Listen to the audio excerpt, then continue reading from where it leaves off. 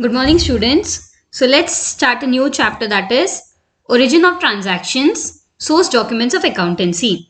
So there are different documents which are used in accounts. That is when we purchase goods, when we sell goods, when there's a cash receipt, cash payments. There are different documents that will be used. So what are the documents used we'll be studying in this chapter. So first is meaning of source documents. Various transactions are made in the business every day, such as purchase and sale of goods and services, receipt or payment of cash, and so on.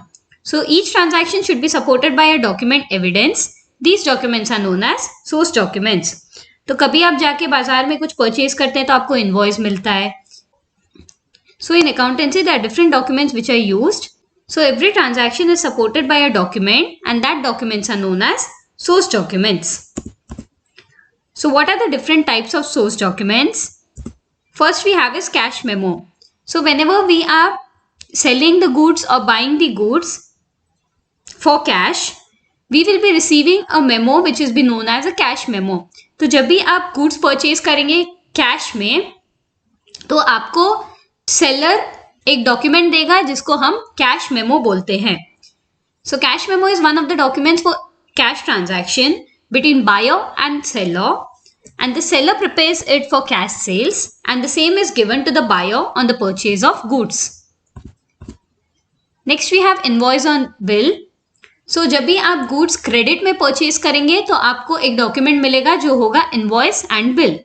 So when a trader sells goods on credit, he prepares a sale invoice which contains the name of the party to whom the goods are sold, the rate, quantity and the total amount of sale. Next is receipt. जब आपने goods purchase किए cash में तो आपको cash memo मिला और जब आप ये कैश पे कर दोगे सेलर को तो he will give you a document which is known as a receipt. When a trader receives cash from the customer, he issues a receipt containing the date, amount and the name of the customer. In the same way, whenever we make payment, we obtain a receipt from the party to whom we make a payment. Next we have debit note. Whenever you are purchasing a goods तो उसमें आप कोई products वापस return करेंगे. So whenever the goods are returned to the supplier, there will be a document which will be given along with the returned goods which is known as debit note. So debit note is a document which is prepared when the goods are returned to the supplier along with the returned goods. It is a source document which contains date of transaction, name of the account in which it is debited, the amount and the reasons for debit. So next we have credit note. So whenever goods are received from the customer, we will receive the goods and send a credit note to the customer. Say for example, we sold goods of 10,000 and customer returned us 1,000 rupees goods. So when we receive 1,000 rupees goods, we will be sending the customer a credit note stating that his account has been credited in our books. Clear? So when the business returns the goods to the supplier, he will be sending a debit note, and when the customer is returning back the goods, the business will send him a note which is known as a credit note. Next we have pay in slip. जो भी आज तक bank गया होगा तो एक form available रहता है जब हम पैसे डिपॉजिट करते हैं. So the form which is available from the bank and is used to deposit money is known as pay in slip. Next is check. आपको सबको पता है चेक क्या होता है, आपने चेक देखा हुआ होगा.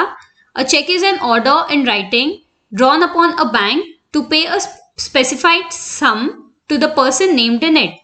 तो अगर जिसको भी आपको पे करना है आप उसका नाम चेक में लिख देंगे, अमाउंट लिख देंगे एंड वो चेक आप दे देंगे. So these are the different types of source document. There is one more topic which has been remaining in this chapter, that is vouchers. So what do we mean by vouchers?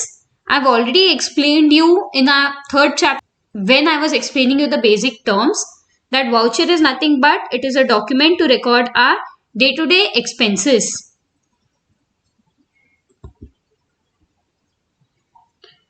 A voucher is a document which contains the analysis of a transaction. It is the basis for recording the transaction in the books of account. All the vouchers are serially numbered and kept in chronological order in a file for future references. Say for example, आपने 100 रुपए अपने कोई worker को दिए petrol भराने के लिए. So you will be having a voucher where you will be writing petrol expenses 100 rupees and it will be signed by the person to whom you have paid and the accountant. So vouchers will have numbers and it is usually kept in the chronological order for future references. So what are the different types of vouchers? We have two types of vouchers, that is cash vouchers and non-cash vouchers or transfer vouchers. Under cash vouchers, we have debit vouchers for cash payment, credit vouchers for cash receipts. So first one is cash vouchers. Cash vouchers are prepared for cash transaction, that is cash receipt and cash payment.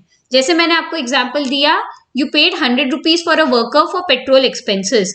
So that is a cash transaction. It is a cash voucher for writing the cash transaction, that is cash receipts and cash payment.